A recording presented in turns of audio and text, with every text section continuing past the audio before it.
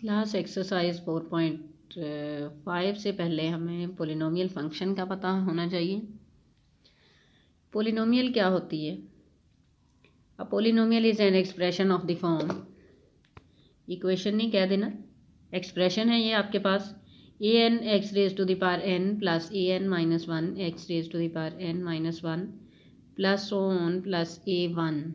यहाँ वन आएगा, ये जो वन एन लिखा हुआ है ये बुक में भी इसी तरह से लिखा गया है, ये ए वन है, X raise to the power one plus A naught. कि इस तरह का एक्सप्रेशन जिसमें एक्स की डिग्री एन से स्टार्ट होकर ज़ीरो तक आ जाए, ये जो ए एन माइनस वन ये अप टू ए नॉट, ये सारे रियल नंबर्स हैं, कोएफिशिएंट्स कह देते हैं इनको एक्स के। और जो एक्स की हाईएस्ट पावर होगी वो इसकी डिग्री होगी, ये एन जो है ये हाईएस्ट पावर है एक्स की जी। ये कब होगी पोलिनोमियल? जब ये n जो x की पावर में आ रहा है ये नॉन नेगेटिव इंटीजर हो। स्टूडेंट्स, नॉन नेगेटिव इंटीजर कैसा होता है? कुछ हमारे पास पॉजिटिव इंटीजर्स होते हैं, सेट ऑफ इंटीजर्स का पता है आपको, 0 plus minus one plus minus two plus minus three so on up two plus minus infinity. अब पॉजिटिव इंटीजर्स जो हैं ये plus one plus two plus three so on होता है, और minus one minus two minus three ये negative integers हैं। Zero neutral होता है, ये ना पॉजिटिव है ना नेगेटिव है। अब अगर ज़ीरो को पॉजिटिव इंटीजर्स के साथ लिख दिया जाए तो ये नॉन नेगेटिव इंटीजर्स बन जाते हैं, अगर ज़ीरो को नेगेटिव के साथ लिख दिया जाए तो ये नॉन पॉजिटिव इंटीजर्स बन जाते हैं। अब यहाँ पे है कि n जो है is a non negative integer, यानी n ज़ीरो हो सकता है या plus one two three so on ये पॉजिटिव हो सकते हैं। ज़ीरो से लेके 0 1 2 3 so on up to infinity तक ये कुछ भी हो सकता है n। तो अगर इस तरह से हो तब हम इसको पोलिनोमियल कह देते हैं, ये पावर एक्स की नॉन नेगेटिव इंटीजर हो। और डिग्री इसकी तब n होगी जब ए एन नॉट इक्वल टू ये एक्स एन का कोएफिशिएंट नॉन ज़ीरो होगा। अगर यही ज़ीरो हो जाता है तो ये टर्म ही ज़ीरो हो जाएगी और हमारे पास यहाँ से पोलिनोमियल स्टार्ट होगी, फिर इसकी डिग्री n माइनस वन होगी। इसलिए ये कंडीशन लगाई होती है कि a n not equal to zero. Students, आपके पास सपोज एक्स स्क्वायर है, आपसे पूछा जाए ये पोलिनोमियल है या नहीं है। अब ये नहीं कह देना कि ये एक ही टर्म है, ये कैसे पोलिनोमियल हो सकती है। ये इसकी आपने पावर देखनी है हर जगह पे एक्स की पावर 2 है एक्स स्क्वायर में, तो ये पोलिनोमियल होगी। 3x raise to the power 2/3, ये लिख के देखें ज़रा अपने पास पेज पे, इसमें x की पावर 2/3 है तो ये फ्रैक्शन में आ गई है, ये इंटीजर नहीं है, ये पोलिनोमियल नहीं होगी। यानी फ्रैक्शन कोई बन जाए पावर में, बट्टे में आ जाए कोई नंबर या नेगेटिव आ जाए तब वो पोलिनोमियल नहीं होगी। अब देखें, अगर आपके पास अकेला 3 लिखा हुआ आ जाता है, ये MCQs में आ सकते हैं इस तरह के क्वेश्चंस कि अगर 3 है आपके पास, आपसे पूछा जाए ये 3 पोलिनोमियल है या नहीं है, तो ये पोलिनोमियल होगा क्योंकि 3 के साथ हम x raise to the power 0 लगा सकते हैं। आपको पता है something raise to the power 0 1 होता है, यानी 3 को आप लिख सकते हैं 3 into X raise to the power 0। अब x की पावर 0 है तो ये पोलिनोमियल है और ये इसकी डिग्री 0 है। कोई भी जो कांस्टेंट हैं, कांस्टेंट नंबर्स, ये सारे पोलिनोमियल्स हैं ऑफ डिग्री 0, ये याद रखना है। पोलिनोमियल के बाद आपके पास ये है फैक्टर थ्योरम और रिमाइंडर थ्योरम। जो रिमाइंडर थ्योरम क्या चीज़ है? If a polynomial F of x of degree n greater than और इक्वल टू 1, कि आपके पास कोई पोलिनोमियल है उसकी डिग्री या 1 है या इससे बड़ी है, यानी कोई कांस्टेंट नंबर, जैसे मैंने अभी आपको बताया ये 3 का कि ये 0 डिग्री की पोलिनोमियल है, ऐसा नहीं है। Is divided by x minus a, कि एफ ऑफ एक्स की डिग्री 1 या इससे बड़ी हो सकती है। इसको अगर हम x माइनस ए पे डिवाइड करें, आपको पता है जब आप ये देखें यहाँ पे, जब आप किसी पोलिनोमियल को, ये जो अंदर लिखी हुई है 3x³ minus 10x² plus 13x minus 6, आप इसको डिवाइड कर रहे हैं x माइनस 2 पे, तो ऊपर हम लिखते जाते हैं मल्टीप्लाई कर करके नंबर्स को। ये देखें, ये आंसर ऐसे ही लिखते हैं ना, इसको क्वोशंट कह देते हैं 3x² माइनस 4x प्लस 5। जो ऊपर लिखते हैं इसको कोशेंट कहते हैं, जो अंदर लिखा होता है इसको डिवाइडेंड कहते हैं, और जिस पे डिवाइड कर रहे होते हैं उसको डिवाइज़र कहते हैं, और जो नीचे बच जाता है इसको रिमाइंडर कहते हैं। कि हम रिमाइंडर कैसे निकालते हैं? जब हम दो पोलिनोमियल्स को डिवाइड करते हैं, जो नीचे बच जाता है उसको रिमाइंडर कह देते हैं। और जब हम डिवाइड कर रहे थे यहाँ पे देखें, जब तक ये x की टर्म आती गई, ये -4x² एक दफ़ा डिवाइड करने के बाद हमारे पास आ गया -4x² + 13x। हमने इसको सब्ट्रैक्ट किया, फिर हमारे पास आ गया 5x - 6। हम इसको डिवाइड करते गए यहाँ तक कि यहाँ पे हमारे पास 4 आ गया, कोई भी x की टर्म नहीं बची। तो यही यहाँ पे लिखा हुआ है, if a polynomial f of x of degree n greater than or equal to 1, n is a non negative integer. ज़ाहिर है वो पोलिनोमियल जो है तो n नॉन नेगेटिव ही होगा। Is divided by x - a, कि इस तरह की पोलिनोमियल जिसकी डिग्री 1 है, x - a हो सकता है, x - 2 हो सकता है, जब आप क्वेश्चंस करेंगे उनमें x + 3 हो सकता है, इस तरह के आ जाएंगे। Till no x term exist in the remainder then f of a is the remainder. तो बच्चों ये जो इतना लेंथी हमने प्रोसेस किया है डिवाइड करने का, इसको करने की बजाय हम क्या करेंगे, जो अंदर लिखा हुआ है ना 3x³ वाला, इसको p of x या f of x लिख लेंगे, और जो बाहर जिसे डिवाइड कर रहे हैं x - 2 से, यहाँ से हम 2 लिखेंगे सिर्फ। इसमें अंदर वाले में हर x की जगह 2 पुट कर देंगे, तो हमारे पास जो आंसर आएगा वो रिमाइंडर होगा। देखिए यही है, then f of a is the remainder. ठीक है, अब ये क्वेश्चन करेंगे तो और अच्छी तरह। स्टूडेंट्स, रिमाइंडर थ्योरम से नेक्स्ट एक एग्जांपल है। ये एग्जांपल 1 आपके सिलेबस में शामिल नहीं है, सिर्फ समझने के लिए इसको देख लें कि रिमाइंडर थ्योरम को अप्लाई कैसे करना है। Find the remainder when the polynomial is divided by x - 1।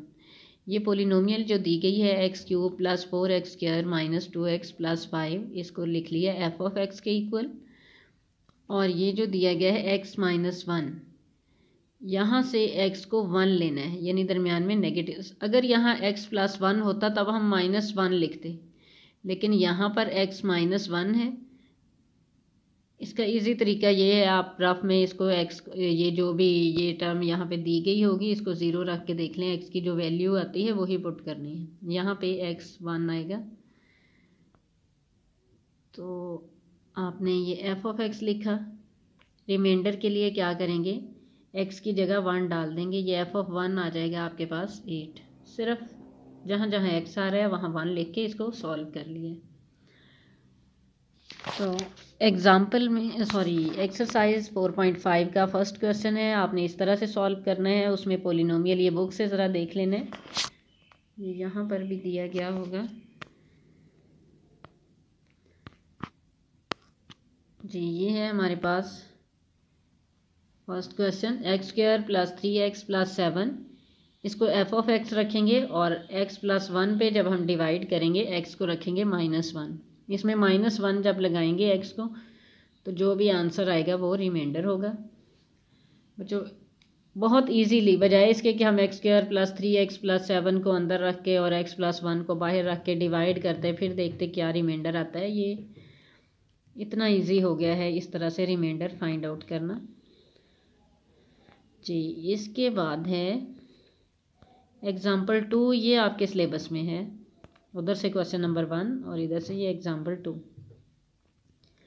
Find the numerical value of k if the polynomial x³ + kx² - 7x + 6 has a remainder of -4 when divided by x + 2। ये हमें बता दिया गया है कि इसका रिमाइंडर -4 आता है। f of x दे दिया गया है, ये जिस पे डिवाइड करना है उसका भी बता दिया गया है। f of x लिख लिया हमने, x³ + kx² - 7x + 6। अब रिमाइंडर किसके इक्वल आएगा, यहाँ से x + 2 है तो हम f of x में x की जगह -2 पुट करेंगे।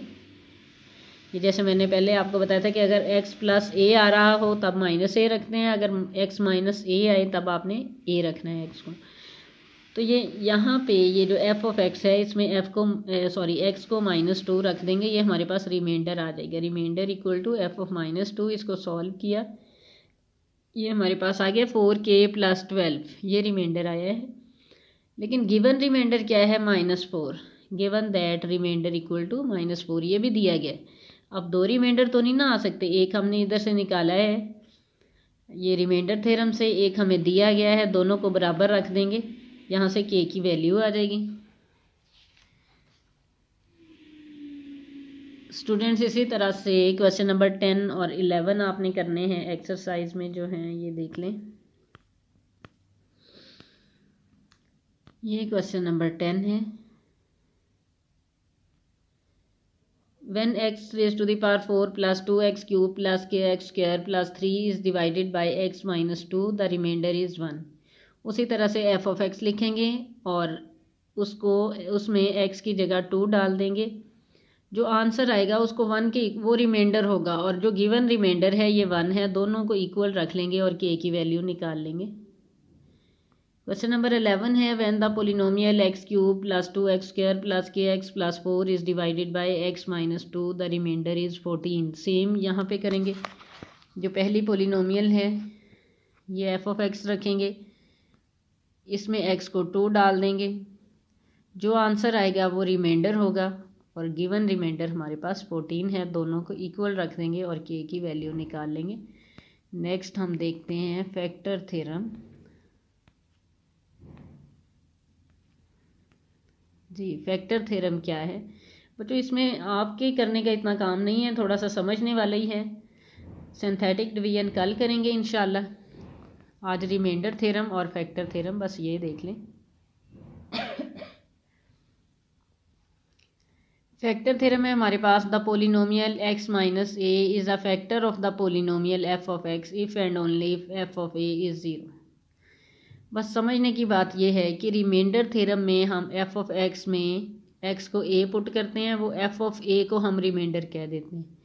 इसमें भी काम वही करना है कि f ऑफ x की जगह f ऑफ x में x की जगह में a पुट कर देना, f ऑफ a आ जाएगा हमारे पास। अगर f ऑफ a 0 आ रहा है तब हम ये कहेंगे कि ये ये x माइनस a जिस पोलिनोमियल से हमने x की वैल्यू पुट की है कि वो पोलिनोमियल दूसरी पोलिनोमियल का फैक्टर है, कि x माइनस ए फैक्टर हो जाएगा f ऑफ x का। यहाँ से एक एग्जांपल देख लेते हैं, समझ आ जाएगी आपको। ये देखें,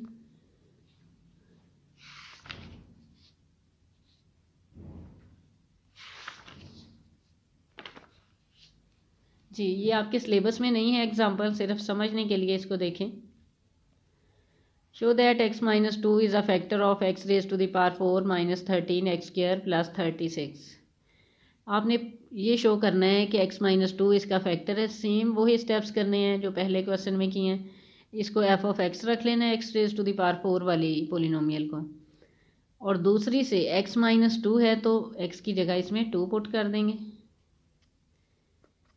इसमें आंसर हमारे पास 0 आएगा। जब 0 आएगा तो ये रिमाइंडर होता है, रिमाइंडर जब 0 आ जाए तो इसका मतलब है कि x माइनस 2 ने इसको पूरा पूरा डिवाइड कर दिया।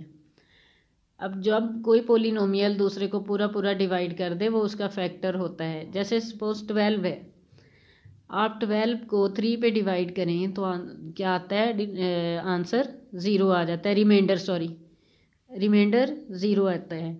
यानी 3 ने 12 को पूरा डिवाइड कर दिया, तो 12 के फैक्टर्स का आपको पता है 3 इंटू 4 लिख सकते हैं हम, तो 3 क्या हो गया, 12 का फैक्टर हो गया। इसी तरह से कोई भी अगर पोलिनोमियल किसी दूसरी पोलिनोमियल को पूरा पूरा डिवाइड कर देगी यानी रिमाइंडर 0 आएगा तो वो उसका फैक्टर हो जाएगी। अब हम यहाँ पे ये कहेंगे कि x माइनस 2 इसका फैक्टर है। स्टूडेंट्स अब तक आपने क्वाड्रेटिक इक्वेशंस पढ़ी हैं, वो हम इजीली फैक्टराइज कर लेते हैं। अब देखें जैसे इस तरह की इक्वेशंस नेक्स्ट अगर आ जाती हैं हमारे पास जिसमें हायर डिग्री होगी तो ये फैक्टर थ्योरम यूज़फुल होता है उसको फैक्टराइज करने में। उससे हमें पता चल जाता है कि ये किस तरह से इसको फैक्टर्स बनाने